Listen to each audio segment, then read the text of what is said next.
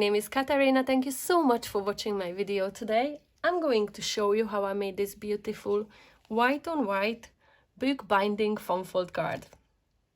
Now, the book binding fold is not new. There's a lot of inspiration out there. What I was really focusing on here was the white on white.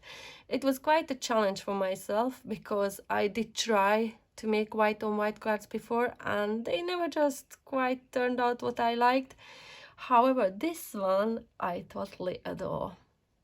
It's just so beautiful, so much dimension. Now, before I show you how I made the card, I'm going to talk to you about the background a bit. Do you see how dimensional it is? Just beautiful. So to make the background, I use digital cutting files. This is what I used on the card that I already showed you. There's 3 different layers to it. Now, I appreciate it's a bit hard to see white on white on the camera. So I've cut these out of different colored cardstocks to show you. See the 3 different layers. Okay, and this is a square shape which I cut to 6 3/4 by 6 3/4 to perfectly fit onto the 7 by 7 card that I'm using. But these also come in a different design, that is the diagonal lines. It's this one in here, and this is what I'm going to use today. The layers are already glued together, and it's the same size again to fit the 7 by 7 card. They also come in rectangular shapes. So the rectangular shapes look like this, and this is what I cut to 4 3/4 by 6 3/4 to fit a 5 by 7 card. Okay, and I will show you the diagonal lines as well. Like they're perfectly centered now, and this is where I want to show you a little bit of a magic. I did not intend to design them this way, but they just turned out to be like this once I had them designed and cut and I was playing around with them. Look, if I turn the top layer the other way, I'll get a completely different look. From being centered in the middle of those lilac layer, the white lines shifted onto the side. And also if I take the bottom layer and I turn that too, the dark purple one, I'll get a completely different look again. Isn't this cool? Such a happy byproduct this is.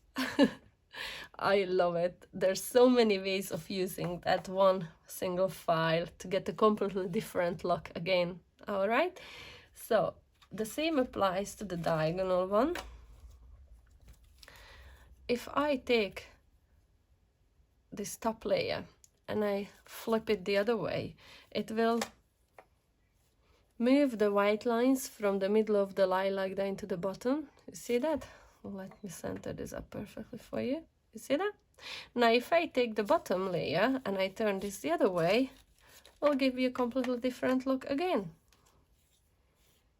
How cool is that? And obviously you can turn it the other way too. So there's so many ways of using this. Now this feature does not apply to the square shaped ones because those are obviously a lot more symmetrical. So it doesn't matter which way you would turn the layers, it would always be centered more or less. Okay, so it does not apply to the square shaped ones, but it definitely does to the rectangle ones. So many ways of using one single file. I love it. So we go back to the card. Okay, I'm just gonna walk you through what I used in here.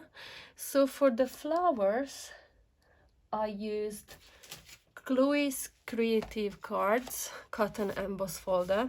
And why I love this so much, because it truly cuts and embosses it all in a one go. It adds beautiful detail to those flowers. As you can see, this is a well-loved, well-used embossing folder. I've been using this ever since I got it about a year ago. And I actually used these flowers to create all my poinsettias last Christmas. Even though this is a meadow flower, there's so many ways of using this. Just like I'm going to show you now. Because I used glitter cardstock to create these flowers. This time for my next card, however, I'm going to use white cardstock and I glittered up the edges on it just. Look how different it looks. two different looking flowers using the same embossing folder. To make the flowers look like this, what I did, I cut them out of a plain cardstock here just to demonstrate it to you. I just curled all the petals downwards. And this is the look that you get. You do that to all 3 layers and just glue them together. However, to get this look, what I've done is I pinched each petal in the middle, like so. Do that to all the layers and glue them together. You see how you get 2 completely different looking flowers out of the one embossing folder. There's always more than one ways of using things, with me anyway. Okay, so I've changed the flowers instead of a glitter cardstock to plain cardstock. On this card, the happy birthday sentiment, I cut it out a few times and layered them up, and then I heat embossed them using the white pearl superfine embossing powder from Wow. And I chose the white pearl because that fantastically ties in together with the shade of that glitter paper. Okay, for the new one, however, I chose a different embossing powder, and this is, oops, a little bit. This is the sparkling snow. Okay, and it goes very well with the glitter paper that I'm using this time. It is still a white glitter paper, while this one is the ice white. This one is a holographic white. I think it was called the holographic white. I've ordered these on eBay and I ordered them before Christmas, but I think they go very well together with this embossing powder, so that's what I'm going to use. And to tie a little bit more of a glitter in together, because my flowers obviously are not gonna be the glitter paper in here, I've cut some of the leaves out of that same white glitter cardstock. Let me show you, like this here. I also cut the little flowers out of glitter paper, these ones, on like these little flowers here. I also used the crystal clear Nuvo drops to add a little bit of a dimension to the end of those little berry-like foliage, and just here and there on the card as well I dropped a little. The shiny flowers in here, they are actually bridal hair accessories. Okay, I just cut the wire off them and tuck them in wherever I see fit. Really. And the pearl spray comes by meter. I buy it, I think, on eBay, Amazon. You can really get them anywhere. Even some of the craft shops would sell these. I also cut out some butterflies. I don't know if I will be using them yet. Well, this side, you'll see how busy they are. And this white foliage. I don't even know where I got this dye. I've had this like forever and forever. I can't remember, probably eBay, or back then I was using Wish. It could have been from there. I don't know, but I absolutely love this. There's 2 in a pack and cuts them out 1 each direction. I love this. I use them almost on all my cards, really. And that's it, really. Might use my sparkle pen again like I used in here. It gives beautiful, lovely shine. So now we're going to move on. I'm going to show you how I put the card together. Okay, so to make the card, we will need 2 pieces of cardstock that measure 7 by 9 inches. Okay, I'm gonna grab my school board. Okay, on one of these cards, only on one of them, on the 9-inch side, I'm going to score down at 2 inches, all the way to the bottom. Okay, now fold and burnish the score line. And this is how our card will come together. We're going to glue the spine together. But before I do that, I also cut out a piece of vellum that measures 7 inches. And this is the width of an A4 size, so it's 8¼ but anything between, I guess, 7.5 to 9 inches would fit, as long as it gets past this score line, so we will be able to trap it between the two pieces of cardstock. Okay, so that's what I'm gonna do first. I'm going to use my double-sided tape to do this.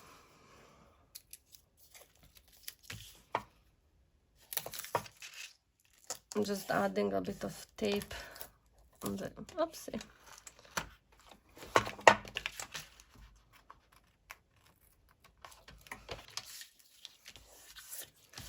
Okay, so I'm gonna remove the backing of this tape, and I'm going to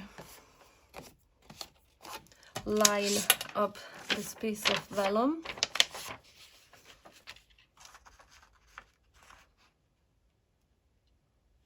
with the edges of the card, so it's nice and even, nice and straight, and just glue it in there.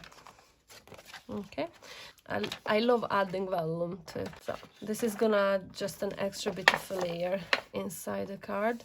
I don't think I showed it to you in the other one, did I? It's just there. Okay, just that.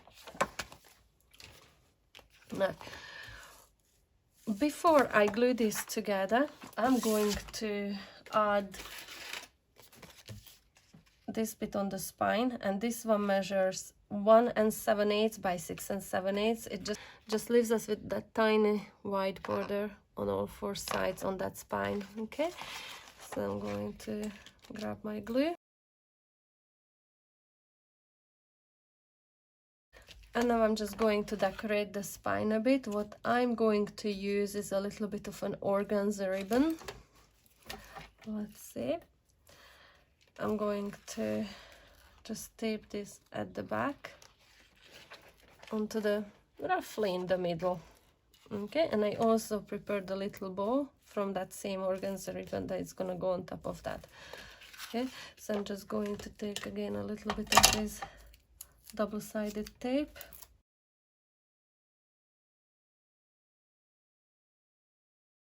Maybe not quite.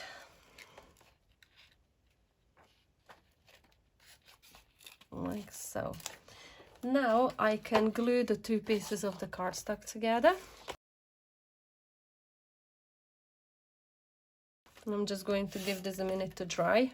So now once this is dry, I can add my background. But before I glue this on, I've cut out a frame that is just a teeny tiny bigger than the background itself. Once I layer this up, it will give me a tiny border on all 4 sides. Just a little bit of a glimpse of a glitter that comes through. Now this frame is also included in the files, and so is a solid piece of cardstock that if you want to add a bit of a color to the background, you can also do that. So this is exactly the same size as the frame itself of this. Okay, and this here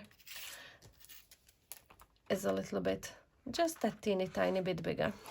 Okay, so I'm not gonna use this lilac now because I'm gonna go with the white on white. But what I'm going to do, I'm going to glue this here on first.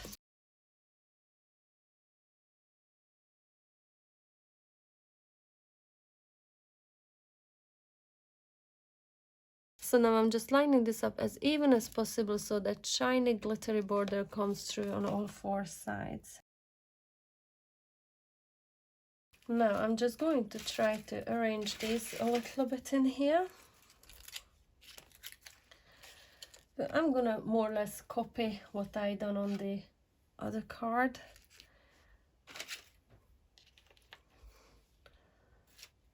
I'm just gonna be adding bits and pieces as I go. So I'm going to put this all on high speed really, because you don't need to watch me faff about with my hot glue gun. So I will be back once it's all done, and I will show you the card when it's all ready. Okay.